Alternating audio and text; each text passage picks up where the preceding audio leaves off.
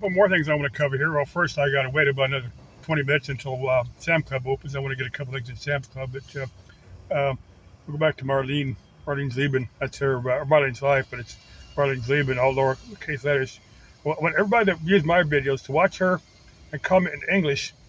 That it's in German. I've told her she speaks English. I've heard her speak English to other people on her videos, but she didn't. If she didn't speak English well, I wouldn't suggest this to her. But I guarantee, if I had language skills, I could speak well in other languages, I would use them to make videos. I'll just use it to my limited ability, languages I know. But German's not a big chunk of German's actually close enough to English. If you really start listen to it, you can pick it up. I'm not saying you can master language really easy, because it's a difficult language to master, but you can learn a handful of words and get a vague idea of what they're talking about. But I want you to comment on her videos.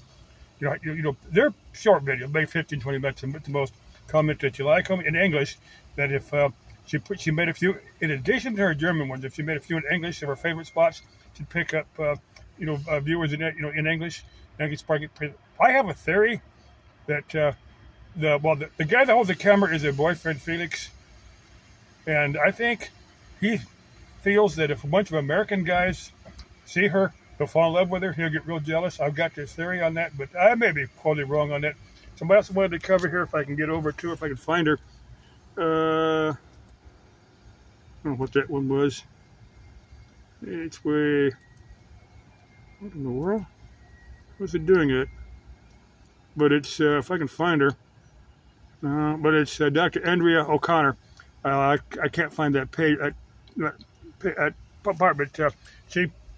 And I haven't watched the video yet, but there's an old miner's cabin somewhere. But she only the video is only about 2 minutes long. She said she didn't want to really show enough to for people like kids that might vandalize the place. She didn't want to show enough to for people to kind of figure out where it's at. It's really a shame that there are people that will vandalize pieces of American history that way. But there are people that do that. But she should have made that. She should have made a video a little bit longer than that. She's got another one on the Lost Dutchman mine. Now I've never actually been out there. I get the Lost Dutchman was Jacob Waltz, was actually German and not Dutch. But I think somebody said, well, where are you from? And he said, well, Deutschland.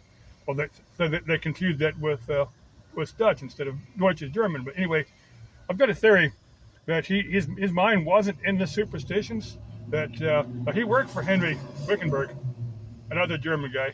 So they named the town of Wickenburg after Henry Wickenburg. But anyway, I got this theory that his goal, he died in East Valley back late 1800s, I think.